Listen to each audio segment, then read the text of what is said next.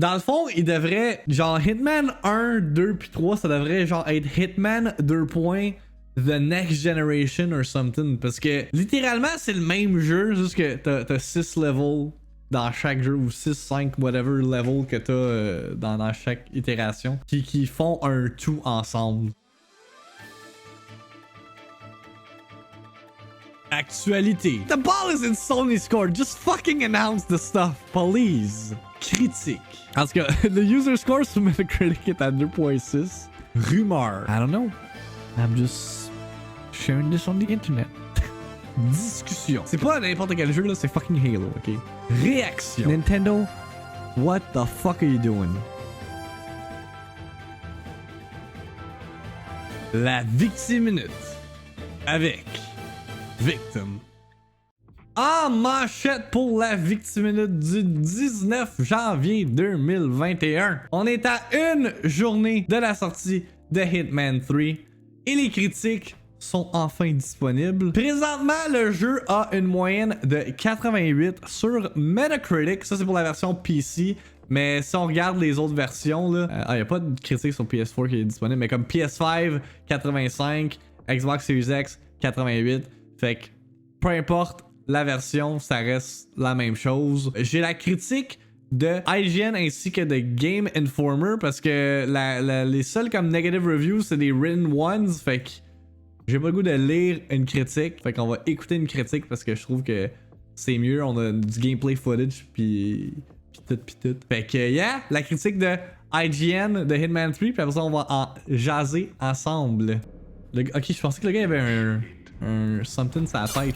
Oh shit! Agent 47's unique brand of slow-paced stealth in an assortment of dense, deadly and deeply varied murder playgrounds has reached a wonderful crescendo in Hitman 3. While it doesn't stray from the killer chord combination developer IO Interactive crafted for 2016's Hitman and continued to use in 2018's Hitman 2, it's abundantly clear here that the studio has well and truly mastered its act.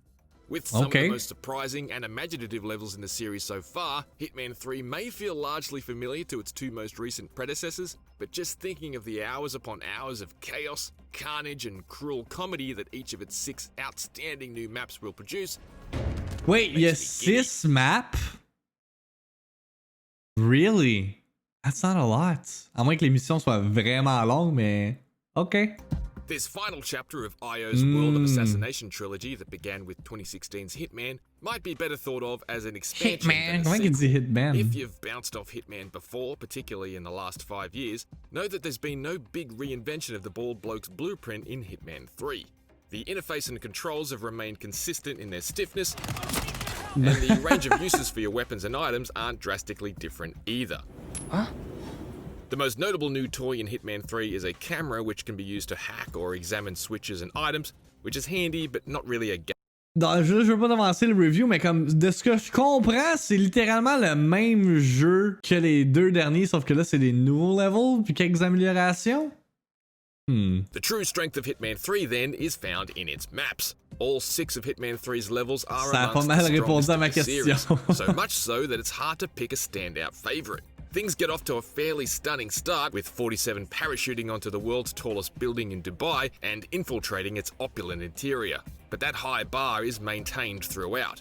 The follow-up mission is a bit of a nod and a wink to the Beldingford Manor map from Hitman Contracts and takes 47 to a similarly massive UK country manor where one entertainingly ironic route to killing your target involves posing as a detective who's there to solve a murder on the property. Can you tell me where you were yesterday evening? Oh, you're wondering about my alibi, Mr. Detective.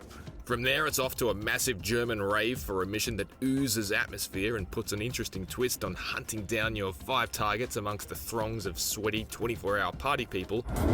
This is Montgomery. Ça doit être hard comme mission avec la quantité de gens qu'il y a glow of dedans. neon lights, the reflections in the soaked streets, and the trickle of rain down 47's jacket combined for perhaps the most visually impressive mission of the series so far. The next stop is an Argentinian vineyard that reminded me of Blood Money's excellent A Vintage Year map, only vastly bigger. And then the finale is a fabulous surprise unlike any Hitman mission to date, and one which I sincerely hope isn't spoiled for you. It's tricky to speak about these locations in too much detail without ruining the thrill of strolling through them and revealing massive new areas you had no idea existed. But these environments are truly some of the most memorable and remarkable maps IO has ever created. From the intimidating verticality on display while perched on the outside of the highest skyscraper in the world, to the rustic charm of Thornbridge Manor. Wait! Super Seducer sort le mois I'm prochain? equally hesitant to reveal the quirky assassination opportunities they contain, but I will say Hitman 3 But hang contains on. both the funniest and the most complex Hitman kill I've ever played. And at least one of the most dastardly, and there are still many I haven't got to Yen. yet. Ah, c'est violent, man. La vieille madame que tu yis en bas du building. As always, the slow burn thrill of these games comes from planning, patience, and hiding in plain sight. The key to success is finding the perfect disguise for exploration, listening and looking for opportunities. We've got no sign of 47 yet, but I'll let you know if something catches my eye. And getting the timing just right to pull off the perfect crime and escape unseen. It's an unapologetically single-player experience that rewards rational thinking over rushing. Me semble que c'est irréaliste. Le gars il tombe dans l'eau, il die automatically, mais faudrait peut-être que tu fasses plus que juste le crisser dans l'eau. I don't know. Though it is flexible enough to cater for both extremes. Those who prefer to follow the multi-layered mini-stories playing out within the levels to make invisible surgical strikes and disappear without a trace. And those who like to improvise and leave behind piles of dead and unconscious men in their underpants. You can get away with all of this because the often hilariously naive AI is still as easy to exploit as ever. Of course, tricking the dopey guards and civilians with unexpected distractions and suspicious items has emerged as such a fundamental part of the puzzle solving in the current Hitman trilogy, and I've actually grown to love these dumb bastards over the years.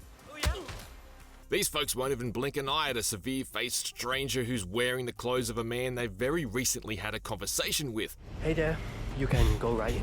And while that does rob stealthy victories of believability at times, this kind of suspension of disbelief is simply necessary for Hitman to function. Perfect timing. Your clearance just came through. And as grim as the murder-for-hire premise seems on the surface, this has always been a cheekily self-aware series that relishes in a general degree of silliness and gallows humor. That there will be consequences if word gets out that Madame Carlyle is still alive. I'll consider her dead when I leave. These great levels are linked together by the conclusion to the Limp story arc that kicked off in 2016. While this hackneyed story of competing shadow organizations is unlikely to have Netflix power brokers sprinting to the nearest checkbook, it's nice to have it wrapped after 5 years, even if it's been entirely inessential to my enjoyment of the levels themselves. Yeah. Now at least we'll be able to move on to something that's hopefully Avec quand je pense à Hitman, je pense pas à l'histoire non plus. C'est rentré dans les missions. Oh The biggest no! advantage of there not being any revolutionary changes in Hitman 3 is sa that owners of Hitman and Hitman 2 can carry over their levels and progress to Hitman 3. There's a certain tidiness to rolling the trilogy into a single product that I really like, and I admire IO's commitment to keeping the previous game's content alive like this. On Xbox Series X, this is mostly seamless. As an owner of both previous Hitman games on Xbox One, Hitman 3 was automatically augmented with all the previous maps, although the progression carryover functionality wasn't operational for me at the time of review. The PC situation is hindered somewhat by the shift from Steam to the Epic Games Store, though IO has gone on the record that an import feature will be available within weeks. It's also proven to be a little unruly on PlayStation 5. Despite having both previous games installed, Hitman 3 is directing me to further downloads to allow access, neither of which are available at the time of review. The lack of native support on PSVR and PS5 also meant I had to download and install the PS4 version of Hitman 3 alongside the PS5 version, which is a bit of a messy solution, but that's really on Sony rather than IO. For its part, IO provides a free digital copy of the PS4 version to all who buy the PS5 version, so nobody misses out. Okay. When you get it up and running, Hitman in VR is worth a dabble if you own a PSVR, though really only to experience its general slapstick goofiness firsthand. You have to play with a DualShock 4 because the move controllers just don't have enough buttons, and while it can generally handle melee attacks, the shooting experience is really quite cumbersome and imprecise as a consequence. The end result is a system that winds up marooned halfway between full motion controls and traditional controls, which I found regularly brain-bending and occasionally stomach-churning. Get away from me, you creep!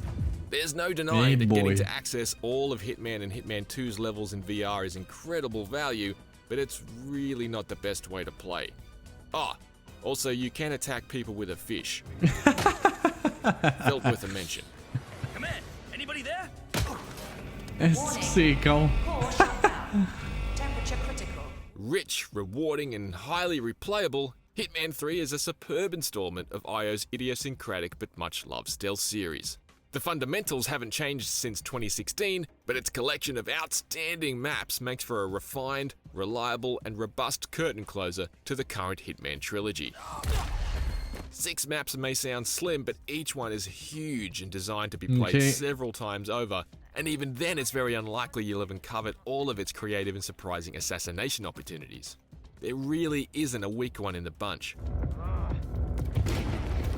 This barcoded butcher has made a lot of appearances over the past 20 years, but Hitman 3 Mais c'est ça, en is même definitely temps, one of his best. Vu que t'as autant more de Hitman 3, liberté check out the opening minutes. Vu que t'as autant de liberté à comme interagir avec le level comme tu veux, I guess c'est ça qui fait en sorte que ça l'ajoute non seulement du replay value, mais de la longueur dans ton expérience. Fait que yeah, 9 out of 10 de la part de IGN. Malgré le fait que, essentiellement, ça reste pas mal la même chose que Hitman 1 puis 2, comme qu'ils disent, ça prend tout ce qui fonctionnait de Hitman 2016 puis de Hitman 2, puis ça l'ajoute 6 nouveaux levels. Je pense que par exemple, si vous êtes quelqu'un qui veut vraiment comme tout experience le Hitman package en jouant aux levels du 1 puis du 2 avec le rehaussement du 3. Puis ici, c'est peut-être pas la meilleure place en ce moment parce que c'est ça, là, comme qu'on l'a vu hier, là, ça a l'air d'être un hassle. Puis sur Xbox Series X, c'est seamless, comme qu'il dit. Puis sur, en fait, sur PlayStation, c'est même pas encore confirmed parce qu'il y a des affaires qui sont pas encore disponibles. Probablement que demain, ça va tout être unlock. Mais yeah, fait que ça, c'était pour IGN. Si on regarde celle de Game Informer maintenant. Hitman 3 introduces new elements, including a camera gadget, but most notable are its persistent shortcuts. By unlocking specific doors or accessing ladders, those newly available paths are open to you on subsequent runs. They're a great complement to the series' unlockable starting locations, ultimately giving you the ability to bypass sections of a level. Donc c'est quand même très arcade. Parce que ça, tu sais, comme pendant ton premier playthrough, tu découvres des affaires, tu découvres des shortcuts, puis là après quand tu leur refais le level, t'es comme ah, ok là je sais telle affaire qu'il y a de plus dans le level, fait que ça t'aide. Hitman 3 proves that there's still plenty of room for variety. C'est quoi ce outfit là? Rip, lui avec va se faire noyer par sa marde. Comment tu noies quelqu'un dans un toilette sèche, mais avec ta marde, c'est justement. Man, j'ai le goût d'y jouer, soudainement j'ai un craving pour un stealth game là. However, if you think the previous 2 installments have mediocre gunplay or find them too fussy, those elements haven't changed. You can technically jump into Hitman 3 without playing the previous games, but that is doing yourself a disservice. Much of the game's emotional and narrative weight hinges on you having experienced the sur Game Pass. My enthusiasm for it all is as indelible as un autre 9 the out of 10. barcode tattoo. Dans le fond, il devrait, genre Hitman 1, 2 puis 3, ça devrait genre être Hitman 2. The Next Generation or something. Parce que littéralement, c'est le même jeu, juste que t'as 6 levels dans chaque jeu, ou 6, 5, whatever level que t'as dans chaque itération, qui font un tout ensemble. Il y a maybe des maps plus ambitieuses qui prennent plus avantage, mettons, des next-gen consoles pour le cas de Hitman 3, mais sinon, c'est vraiment ça la grosse différence. Mais je suis quand même intrigué, j'aimerais ça le test out. Si on regarde les mixed reviews, vite, Stevier puis comicbook.com, Stevier qui dit Hitman 3 is a fun game and I enjoyed plotting my way through it, but my hopes of refinement and iteration weren't met. At its core, the gameplay is still the same as it's always been. The series hasn't managed to keep up with the times, with the only attempt to shift the gameplay formula up somewhat, Hitman Absolution being very poorly received. Je pense que c'est celui que j'ai joué en plus, Hitman Absolution. Je vais le reconnaître. Yeah, direct celui-là. C'est le seul Hitman que j'ai joué. 2012. Moi je l'ai aimé. Moi je trouvais que c'était un fun game. Puis dans le cas de comicbook.com, ils disent Hitman 3 isn't a game that I would call bad in the slightest, but it hasn't done a lot to wow me out the gate. It feels more like an expansion to than a showy new sequel. Fait comme qu'on vient de le résumer depuis tantôt. Ça fait plus comme des levels de plus qu'un full-on other game. Still, even with a handful of drawbacks, the promise is that this will only continue to be a game that grows and gets better over time. Mais c'est ça l'affaire aussi qui doit être bénéfique pour iOS, c'est que là, vu que tout est unifié, ben là, c'est plus facile pour eux de juste, admettons, sortir, s'ils veulent sortir des levels de plus, un Season Pass, DLC, whatever, ils sont comme, ok, bon, ben, on shoot 2-3 levels de plus, pis ça fit right in dans le overall package de Hitman 3. Fait que c'est ça qui est ça, le jeu sort demain, sur littéralement toutes les plateformes. Encore une fois, je répète, il va être disponible sur Switch si vous voulez jouer via la cloud version. But yeah, 88 sur Metacritic si je refresh pour le fun, toujours à 88.